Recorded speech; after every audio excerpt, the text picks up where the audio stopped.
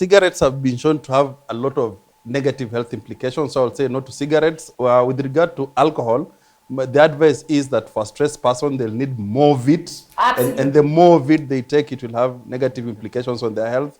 So alcohol is good for a person who is happy. Rather than the one who is depressed. You get more depressed.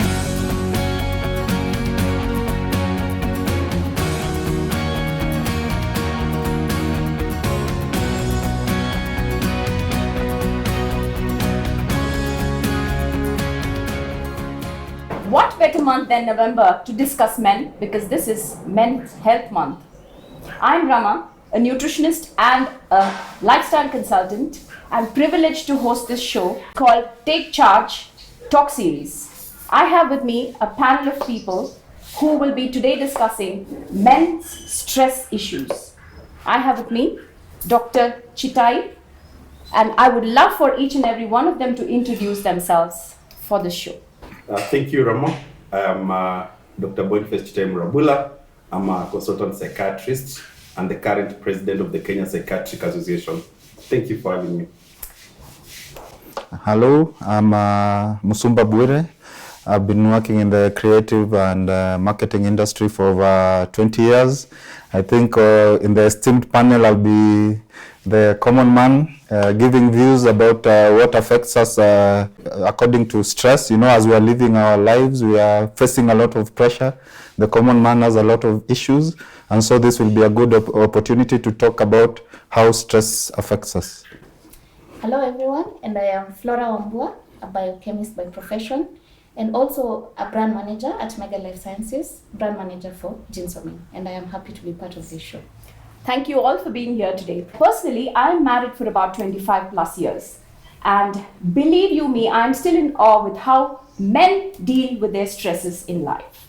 And this is one of the platforms that I'm actually eagerly looking forward to understand and better utilize the tips and advice that we would probably be getting on this to make our lives and men's lives around us better. So without much ado, I want to actually ask Flora to tell us a little about why this platform from Ginsomin. So thank you, Rama, for the opportunity. So Ginsomin is a men's health formula, a brand that has been trusted globally, present in over 34 countries in the globe, and in sub-Saharan Africa also has been there for quite a long time. Ginsomin is present in many countries like Kenya, Tanzania, Uganda, and among others. Ginsomin is also trusted by healthcare practitioners, including doctors, pharmacists, and by the many men that have experienced and tried Ginsomin itself. So in this month of November, we would like to bring this talk show about stress, especially in men, because it's interesting to note that in the recent past, especially during COVID and post-COVID period, stress levels have actually gone up very high. Actually, over 25% rise in stress has been reported post-COVID. This, of course, is because of losses associated that came about with COVID, like financial losses and even loss of loved one. It's interesting to note that out of the stressed people, 51 to 61% report depression and anxiety, and up to 90% of patients that go to primary care physicians actually have an element of stress. Therefore, stress is quite common, and therefore, in that note, we would like to organize this show, hoping that men, especially particularly men in this month of November, will get a platform where they can finally have a show that just targets men, because we're used to women shows and all that. So we hope that you're going to have an informative session and that you're going to learn more about stress and how to take charge of your life. Thank you very much.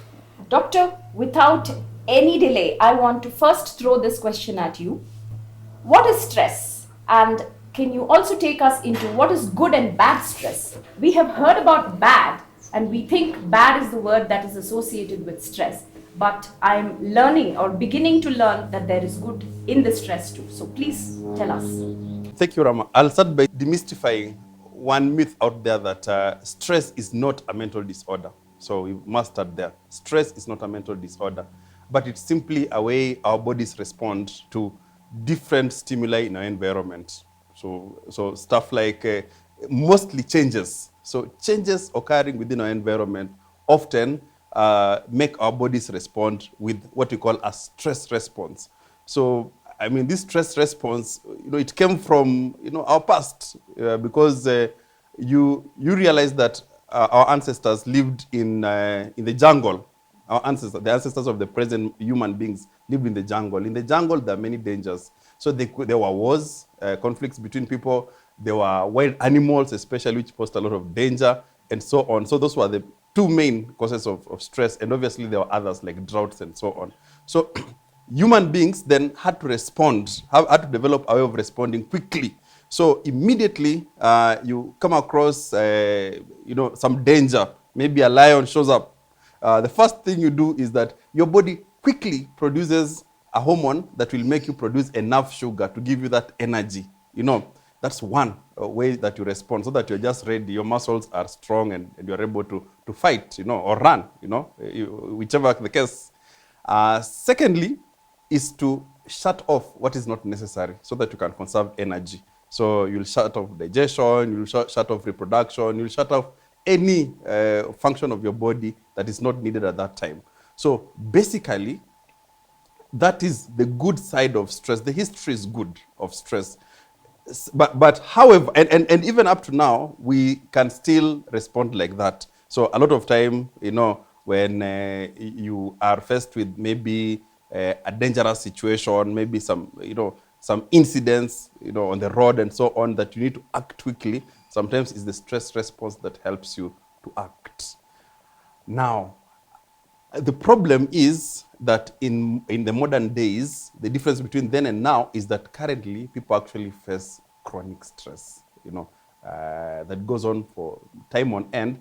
And a lot of times it is out of situations that perhaps are either out of control or they're unable to manage. For example, let me give you a good example. Taking care of a relative who has dementia, for example, can make someone develop that aspect of chronic stress. And that itself can lead to damage, because if these hormones you're talking about that get elevated over a long period of time can predispose you to diseases like diabetes, hypertension, and so on. And it can predispose you to depression, which now itself is a disease. That is my actual next question. And yeah. How does stress manifest? So, yeah, and the idea of good stress, is new. Stress itself has always been viewed negatively, and we look at those negative effects of stress, but it has been viewed negatively. However, we also think that stress can have some positive implication. A student who is stressed on the morning of exam, and they are doing some reading at the end, if that question comes, they may remember. So it is found that in certain cases, your memory, your capacity to grasp stuff, especially over a short period of time, increases. So that's an important aspect of stress. In other situations, stress may be caused by good news. For instance, someone gets a promotion. They can be stressed. Someone gets onto a new project that they have been assigned. They can get stressed, but it's good stress because generally it comes with some promise of something good, Sure. And this ability, sometimes when there's a realization that I'm facing a difficulty that I can solve, then that stress can improve your performance. Fantastic. Yeah. So, how does stress manifest itself in us? What is the manifestation of stress? So, stress will manifest with, first, there is the changes that happen in our bodies. So, your heart may beat faster, you may sweat, your breathing may increase, so you may feel, these sort of changes. That is the physical stress. Yes, those will be more like at the physical level, Then psychologically, when you're stressed, you can feel irritated, you can have muscular pain, you can have problems with sleep. And then when you have these things, you'll also have some challenges with the relationships. So you may find that Emotional. yes, the aspect of it, and then if you move on to the next level of behavioral, you will find that you have challenges maybe in delivering on the expectations on if it's work or at home. Coming to everyday stresses of life, I would like to throw this question to Vire here. What is everyday stress for you, Vire, as a person who is in a profession and having to live your everyday life in a routine or a certain sequence? It's very interesting. I've heard from doctors good stress, because typically us as Kenyans, we are always avoiding stress. We usually say me stuck is stress. So for the typical man, I don't think we really know when stress is good and when it's bad, because usually we face a lot of stress at work. You're required to deliver on your responsibilities. Then when you get home, if you have a family, you need to take care of the family. That comes with its own stresses, financial stresses. You also have a responsibility in the African culture of the wider family. So it's not just your immediate family. You have your uncles, your aunties relying on you, and it brings a lot of stress. There's also this lifestyle comparison. You see your friends are maybe ahead of you, and you feel that pressure, that competitive pressure to match them. Maybe he has a better car than you. So there's a lot of stress. We are in like a pressure pot, being pushed so hard. So it's very hard to recognize this positive stress you're talking about. And how can I recognize when stress, like you've talked about the fight or flight, when is stress positive, when it's pushing me to do something? Well, how can I recognize that? And how can I recognize when stress is now holding me back, is giving me negative implications? Yeah, I think the golden rule here should be that short-term stress is good, long-term stress is bad. Okay. So stress that I'm experiencing over a short period of time is good, but if I experience it over months on end, it will be bad. Stress can also be good if I know what is causing it. Oh, okay. Absolutely. I'm coming to the next question to you, asking you health implications that can arise from being in chronic stress. Yes, you've talked about short-term, but the long-term. What are the health implications that we need to be aware of or really need to learn? So the health implications of stress are many. So you have one, memory. So if someone is stressed over a long period of time, they actually end up losing their memory. If you are elderly, actually it can look like dementia. Secondly, learning. Because stress mostly affects those parts of the brain that are useful for learning, then if you are stressed, you are likely not to learn. You will have difficulties having new information, making decisions, planning, and that kind of thing. Learning meaning concentration and including concentration, including the focus, those aspects of your functioning, which are usually together with learning, they'll be impaired. Your immune system. Stress reduces the immune system because there's this hormone called cortisol. A very important hormone. It's the stress hormone. The stress hormone in the body is cortisol. So elevated levels of cortisol can lead to a compromise of your immune system. Then you have these lifestyle diseases that we know about. So hypertension, because most of the times when you are stressed, your adrenaline levels rise. And that can compromise your blood pressure, make it rise.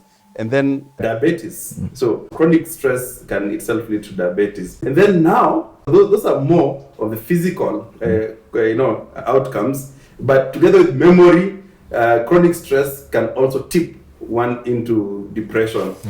Absolutely. And what about the energy levels and fatigue and headaches that also probably play a role in the implications of, like, if I have a headache that just doesn't go away, would I consider that as a stress headache, or like what would that imply? So as we said, like stress will manifest with a number of symptoms. So one of the ways in which stress manifests is the headache. But you look at if you want to know that maybe it's being caused by something, you look at when you have that headache. So that people who are very well at home and when they come to us, they have a headache. So you know the cause, you can quickly identify this is what is causing this stress. I tell you. And Winnie, I would want to ask you, I mean, he has talked about the health implications, but as a person who is in this normal, up and down of stress, how do you manage your stress on your own? Like, how do people generally manage stress? I would like for us to understand that. When I feel stressed, usually it comes with a headache, and you feel lethargic, like you don't want to get out of bed, you are depressed. So at this time, you maybe turn to a crutch. Maybe you turn to alcohol. Maybe you turn to a painkiller to deal with a headache. maybe even fast food, junk food, something that gives you a quick pick-me-up. But that's what the normal, because we are not very well aware of how to manage the stress, so we turn to easy solutions. Flora, I would like to throw this question at you. What do you think of painkillers? And you come from the background where you can probably tell us what's the implication of using a painkiller. Thank you. So as Bure has said, definitely the most obvious thing to do when someone has pain is to turn into a painkiller.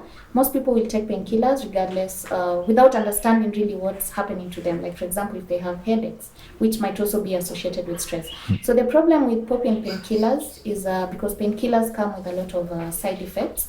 Painkillers are categorized into many different types, and all of them have side effects. Most of the side effects involve issues to do with gastrointestinal problems, whereby they cause irritation into the stomach, can lead to issues like ulcers if abused. Some other painkillers will also are associated with side effects that are cardiac related, so they might cause heart problems eventually. So it's very important that before one indulges into painkillers, it's important that if it's a chronic issue, you should always seek medical advice and avoid taking painkillers randomly without any proper reason. I also want to throw some light on high energy drinks. Being a nutritionist, I understand and believe that a lot of people just grab the energy drink for a pick-me-up. And the amount of sugars and caffeine sometimes that it contains can actually be more damaging in the very long run, especially because yes, it gives you the high and the good feeling of having so much more energy, but I think there is a big dip, and I'm sure you'll agree with me on that. Yeah. Because is it wise for the body to go through that kind of spikes? And it's not. Yeah, Clearly. it's not, and you'll obviously not be addressing what is causing The real root issue. cause, yes. Exactly. I mean, you're masking the whole affair of stress. But like typical, you have pressure to deliver at work. Maybe you're feeling depressed, but you have to go to the office. Yeah. You can't stay at home and say, oh, I'm feeling sad. You have to go. If someone has to do a pick-me-up or does it for just a one-off, what is your take on that? The idea of health is balance. So, Exactly. so a lot of times things become problematic when they are overused. So balance. I wouldn't fault anyone who does an energy drink maybe once in 2 weeks because they are feeling low on that day. Yeah, but if you make it a habit, Habit, the yes. problem When it is is a habit is when it really causes the problem. And on the same light, I would want to also discuss a few foods, because people don't understand that nutrition is actually from food. 70 to 80% of what we get is actually from food. Everything else is secondary. So foods which are rich sources of, say, B vitamins, which are known as stress vitamins, anti-stress vitamins, you can simply obtain them by having rich foods that are sources of vitamins like these. So yeah, I mean, African food especially specializes on things like sweet potato, and very, very many dishes can be made out of it for breakfast, for instance. And I clearly see people missing out on breakfast, which I think is a sinful affair for the body. So I think that in itself is half stress reliever when you have good food in the morning, fill up your systems on breakfast, and address your energies first thing in the morning. A lot of them have this habit of doing fasting and things like that, and they believe that that actually helps them moderate and balance. But I believe that it's also stressing your body to another But level. Rama, when you're like stressed and depressed, even the appetite goes Away. I know. So how do you It's a solve that? cycle. It's a cycle. Yeah. You have to start correcting it at one point or the other. It's going to take a turn again and again. Yeah, but I think the golden rule is also about identifying what's causing it, so that you can, especially if it's chronic, the short term you will know. Exactly. You will know. It was the traffic. It was no. There's something in government called appraisal. When it gets very stressful. When you're accounting for your timesheets, those things are very stressful. Yeah. So. But if it can, for example, be because of lack of sleep. Sleep, exactly. Yeah. So if it's lack of sleep, compensate that sleep debt. So if your work schedule is such that you wake up early, you have few sleeping hours, try to sleep longer over the weekend when you're off. Valuable advice, actually. And a lot of people take sleep for granted. I mean, it's very comforting, but it's also therapeutic. So we forget that that is actually medicine in itself. Because we consider ourselves a hustler nation, so there's no time to sleep. You're doing your side hustles, to one extreme. Your view on adaptogens, and I know that this is a new word perhaps for many of us. Adaptogens, which basically are known to let the body adapt to stress in a better manner.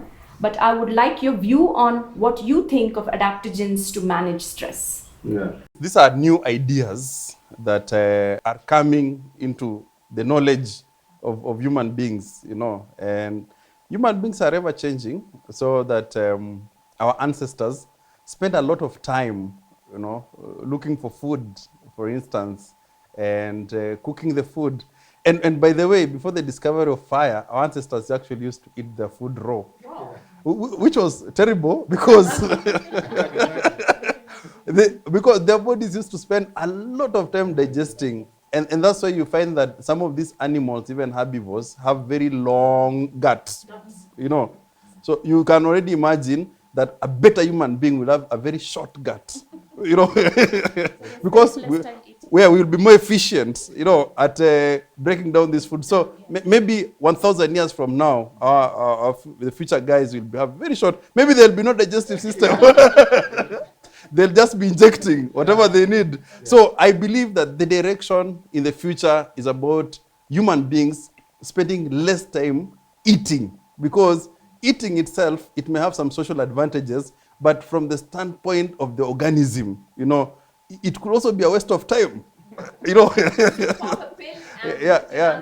So perhaps in future, and this is very futuristic, and I'm not saying that tomorrow people stop eating. No, But again, eating is also some form of guesswork. Absolutely. You just guess, like if I eat a certain amount of meal, I'm not sure if it has the calories I need in the exact quantity.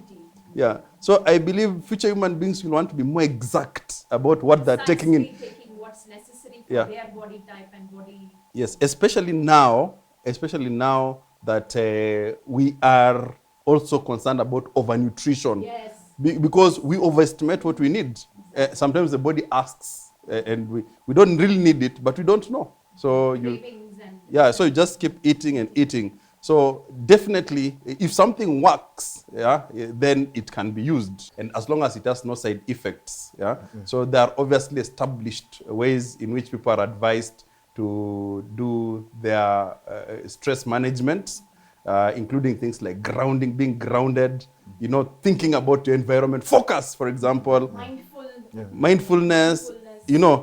I mean, let me talk about focus, for example, which is part of mindfulness. That if you are participating in an activity, offer it your full attention. It actually reduces stress. It is the secret that everyone can use anywhere. But sometimes it's hard to focus. At the office, the office stress, but at home, there's something waiting for you. So multitasking is the worst thing. Never multitask. And let's encourage our children, because this is also habits that can be formed. Let's encourage our children that if it's time to eat, switch off the TV, get off the phone.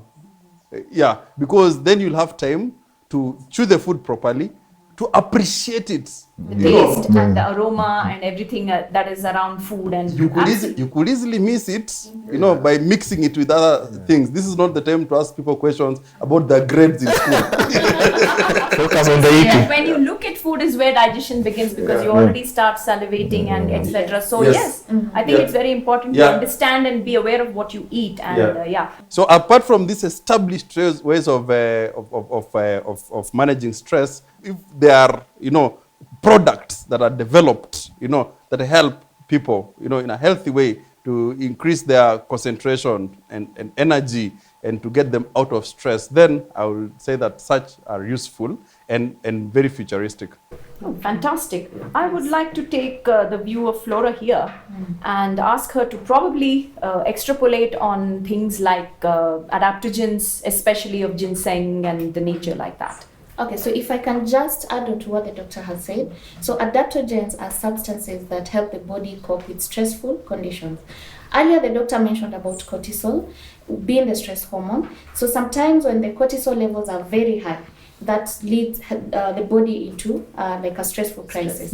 So adaptogens help to lower the stress hormone, which is the cortisol, while at the same time improving the feel-good hormones, which are otherwise known as the endorphins. So when you have feel-good hormones and a good balance of cortisol and endorphins, then that's a happy man. So ginseng is one such adaptogen, and there are different types of ginseng. There's American ginseng, and there's one particular type of ginseng known as the Korean Panax ginseng.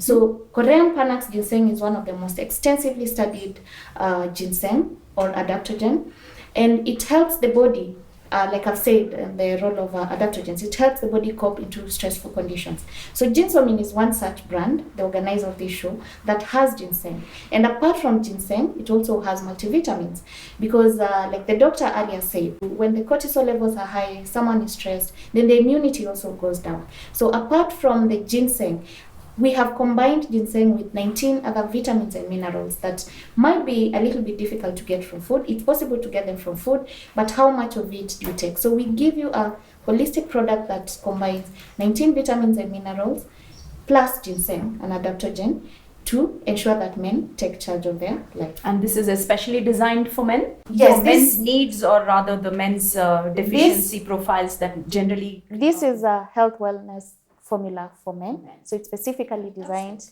the needs of a modern day man. Fantastic. So I think I've learned that to manage stress, also diet is an important part of it, because for the common man, I don't think we understand what we put into our bodies also affects our stress levels. So I've learned so at what part do you bring in supplementation? Maybe you've improved your diet, maybe you're eating more fruits or more balanced diet. At what point should I consider taking supplement to improve with my... Actually, you should consider incorporating a health wellness formula like ginseng as part of your diet. Like, for example, in the morning with breakfast. It will also build a good habit of ensuring that you take your breakfast and that you have a nice supplement that gives you energy throughout the day and you stay up. Oh, that's a wonderful idea. I mean, combining it with the breakfast means you're making sure you're having your breakfast, you're not skipping on it, and then you're adding whatever is necessary for your body to carry Give you through the the day. throughout the day. Yes. Fantastic. And also, I'm also being always encouraged to take multivitamins. So how does that assist me in avoiding stress or managing stress? Like I've said, a good multivitamin like ginseng, for example, has ginseng, which is an adaptogen. That in itself will help to lower the cortisol levels, which is the stress hormone, while boosting your endorphins, which are the feel-good hormones. So the feel-good hormones in your body will keep you alert. They make you fight issues like fatigue. So you stay alert and happier throughout the day. Therefore, your performance and everything will definitely improve. Okay. Yeah, and if I was to add, from a theoretical perspective, we said short-term stress is okay. We can cope with it. We've always been coping with it for thousands of years. The body is actually designed to cope with short-term stress. But chronic stress is the culprit. Chronic. Then you need something that can switch off the stress response. So that's the aid. It's a very good aid. This brings me to the next question, doctor. Yes, we've identified stresses. Yes, we know manifestations, what it can cause as health implications, and how we can actually take care of all this. But then when you talk of chronic stress or stress that is not under my control anymore, if I start seeing that, when do I seek help? So it's a very good question. And sometimes it's not very definite. Even people with the established mental disorders like depression sometimes don't realize that they have any disorder or they have a treatable illness, so to say. So it's important to have this, to be open, to seeing mental health professionals, even if we feel we are doing fairly well, but we're just struggling with one or two challenges. Is important to see, to be open. We should not wait, until the ambulance comes for us. Let me ask you, if I have a persistent headache Yes. that does not subside with me taking 1 or 2 Panadols Yes. for say a week or a period of time, Yeah. then it is time to seek expert advice. Yes, I think anything that persists, Persists. beyond 2 weeks, Well said. Anything that persists, lack of sleep is persisting. You know, it's now 2 weeks. Continuously feeling sad, now withdrawing. Now staying in bed the whole day without leaving. If you start experiencing this, And for no reason, it's yeah. not grievance or it's nothing that you can relate to, but you don't know why you're feeling like this. and then within that mix, there is some suicidal thoughts. You know, Yes. so if you're going that direction, probably that's the time to see a mental health professional. And whom should you see? This is always the question. Please, you yes, know. and I also Should I would see- want you to clarify on the fact that I'm sure all of us have this question to ask you. A psychologist, a psychiatrist, and a counselor or a therapist. Counselor, the other name is, can be a counseling psychologist, or it could be just someone who is trained to do counseling for patients who, for example, are facing some medical issue. Like if you go to hospital, you know, and you just have been diagnosed with cancer, you know, a counselor will help you to go through that process. So counseling itself as a process is meant to deal with short-term acute problems, mostly stress related because of some specific cause. I've lost a loved one, I've lost some money, I've lost some business, I'm going through some, you know, challenge. I've failed my exams. You know, I need a counseling psychologist. I may not need a psychiatrist unless if it's very serious. I may need a counseling psychologist to just help me, to support me through that process of acceptance and moving on and coping. Moving on. Yeah. So there's a level now. A counseling psychologist may offer me more complex therapies like cognitive behavior therapy, psychodynamic psychotherapy, depending on my condition. So as a counseling psychologist may offer me more. They could also look into what is causing the problem, and sometimes they can refer you to a psychiatrist, you know. So there's always cross-referral between psychiatrists, psychologists, counselors. There's always, depending on the problem. A psychiatrist, on the other hand, is a medical doctor who has specialized in mental disorders, and for them, they will do it like the doctor does it. So take a history, examine you, do a mental state exam, and try to investigate what may be causing. Because you may be feeling that way because your thyroxine levels are low in your body. So if you discover that, then we'll not say you are depressed, we just say you have hypothyroidism. You see, and there are many conditions, including SLE. Oh, please define. It's a very long name, you don't want to hear. You can try. It's called systemic lupus erythematosus. Lupus. Oh yes, of course. I've heard of that. Yeah. So a condition like that, someone will also come with some depression. And so if we investigate, we find, okay, it's not depression, it's that condition. And many others. And so we investigate, and sometimes you have to do a CT scan, establish whether there is any issues in the brain growth, you know, abscess, anything in the brain that may be causing that problem. So that's what a psychiatrist does. Most of the time they plan the management, which often includes medication, psychotherapy, and some lifestyle change advice that they give to the patient. So it should not, in a good system where professionals know their work, it should not matter whether I start with a psychiatrist, a psychologist, or a counselor, and a good professional knows the limit of their skills. Absolutely. A therapist, on the other hand, just cuts across. You know, a therapist, could be a layman who has learned some therapy that they can offer. So therapists can even be learned by a layman. Like problem-solving therapy is not necessarily offered by a counselor or a psychologist or a psychiatrist. Someone who has gone through a course maybe of 2 weeks in how to solve problems can be able to offer therapy. Psychologists are trained in therapies, so they are the standard therapists, but also psychiatrists, you can find those who have trained in therapies and they can offer. So it cuts across. Vire, what do you think when I ask you, would you go and see a counselor or a therapist or an expert when you have this issue whereby you feel like you need help? I think From that perspective as a man, I would like to understand this better. For a common Kenyan man, I think we are very hesitant to seek help. You know, you're always told, be a man, deal with it, sort yourself out. Yeah. So you feel very shy to talk about your problems to someone else. So usually we just talk to our friends. even personal issues, mostly you keep to yourself. Maybe business issues, that's what you talk to your friends.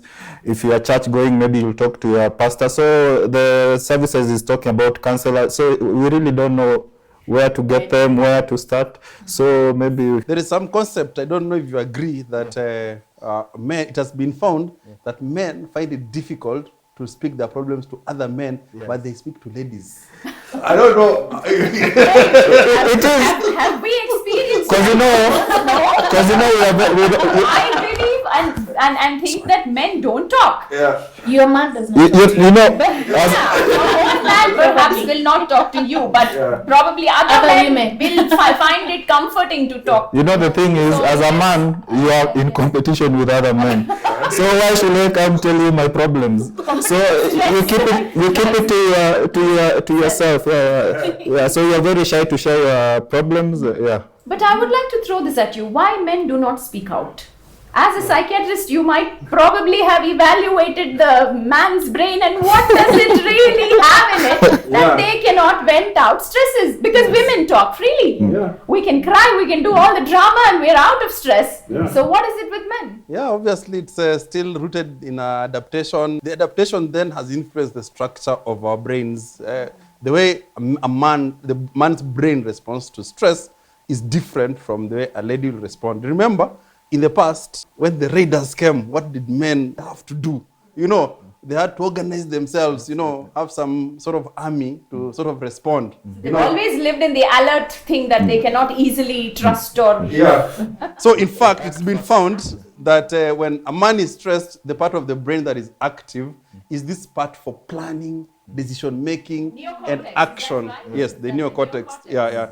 While in ladies, the response is more towards the emotional part of their brain. Yeah, and the limbic system, what we call the limbic system. Then readily, you know, women will talk about it, but men will stay quiet and think about solutions. You know, I think I agree with you, because when I'm stressed, the first thing I think is, what can I do? Yeah. If I have a problem, is how can I solve it? Where can I get money? Yeah.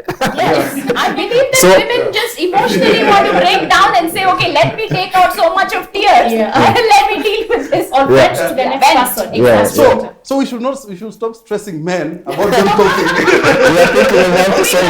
Many interesting topics coming up for that, doctor, but let's gear up. But let us understand them, you know, that this response, obviously, now knowing that there's some advantages in sharing these challenges, we can encourage them, but let us not hold a gun to men's heads. Absolutely. And this is a forum that I think really brings out such. It is a platform for men to be able to express and talk and, you know, not be ashamed or inhibited by such social taboos. Brilliant session. Thank you, Doctor, and of course, Bire and Flora, for having this wonderful little talk. I believe that we've learned so much on stress, good and bad, their health implications, and when to seek for help and what to do in case of ABCD. I think this is just structured so well for anyone to really understand and pick up, and from there probably do something with their stresses, that whether to identify they are in chronic or acute stress, first of all, and what to do and how to do. So thank you very much. I would now want to sort of wrap this up with a rapid fire, whereby we can culminate everything and perhaps throw some questions at these two people in order to understand how we can simply put this all into one package. Are you ready? Yes, I am. This is all on managing stress. Okay. So, sugary food as a pick-me-up. What is your take on that? I usually take a soda when you feel depressed. So yes, I'll agree with that, yeah. Doctor, your view on that? Yes. It could be hypoglycemia. So it's a good trial. Good trial. So good. Taking a painkiller can relieve aches and pains in the short term. Good or bad?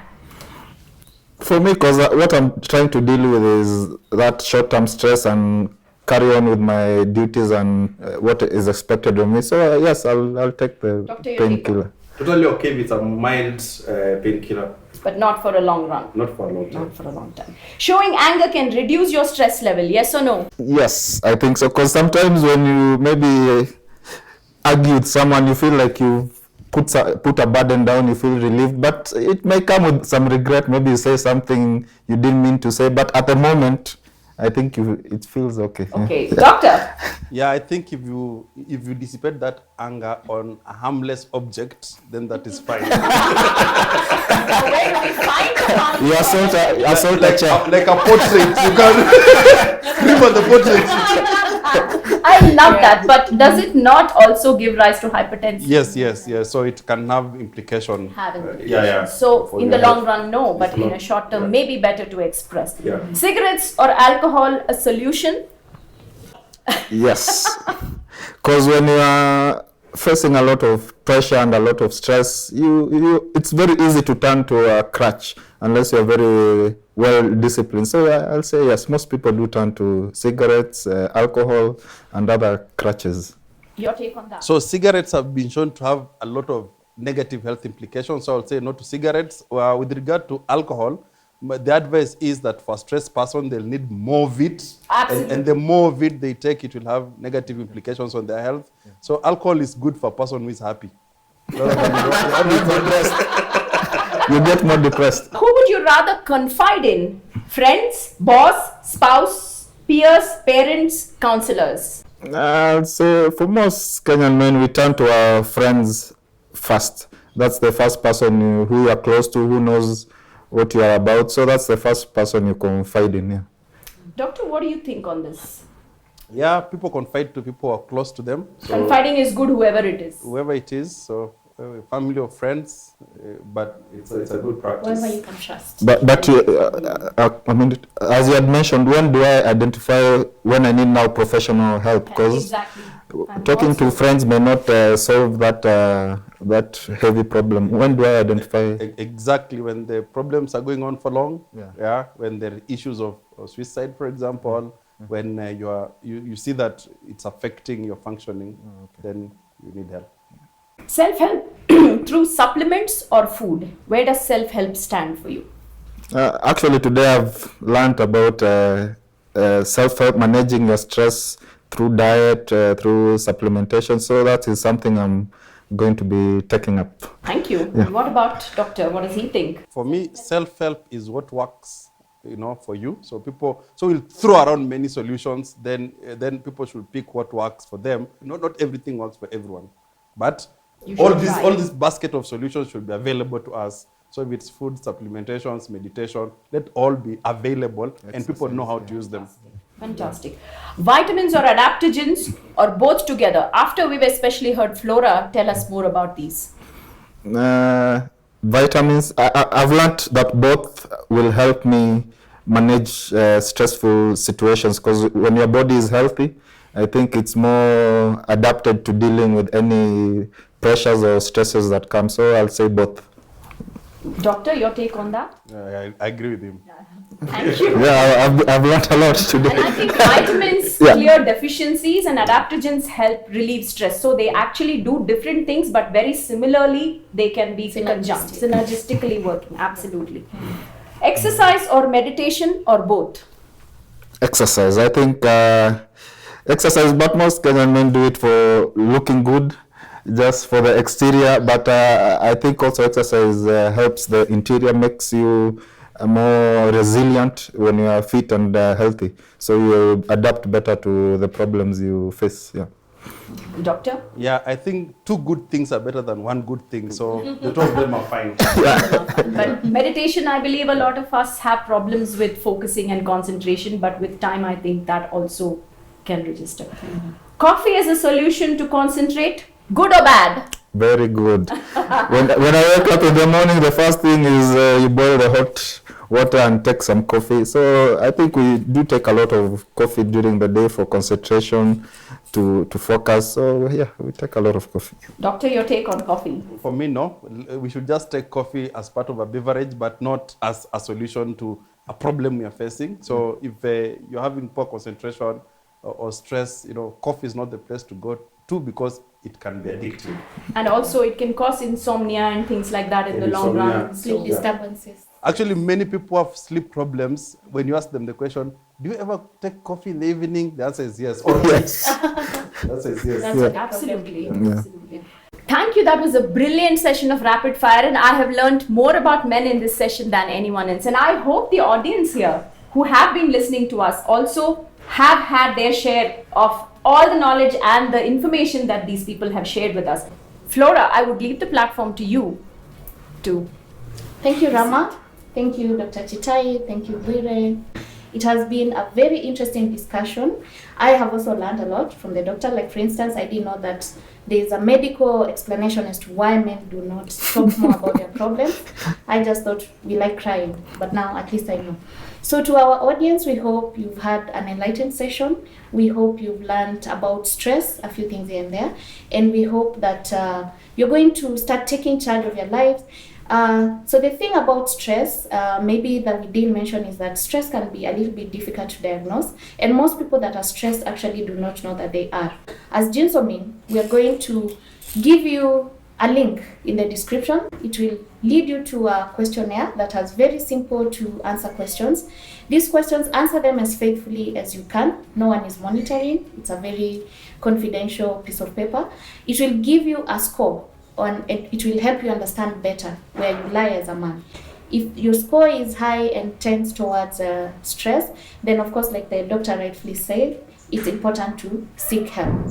And we hope you've also learned about adaptogens. And good adaptogens will have a combination of ginseng, for example, and a good multivitamin to ensure that you get the health stack that you need in the morning with breakfast. So don't forget to take a good supplement in the morning with breakfast. Yeah. Thank you, Flora. This was a wonderful session, and thank you, Jinsomin, for putting this platform together for men to discuss such issues. And audience, this is first of its series, and in the next session of Take Charge, we're going to be bringing you a topic on workplace and relationship stress. Until then, take charge, because change starts with you.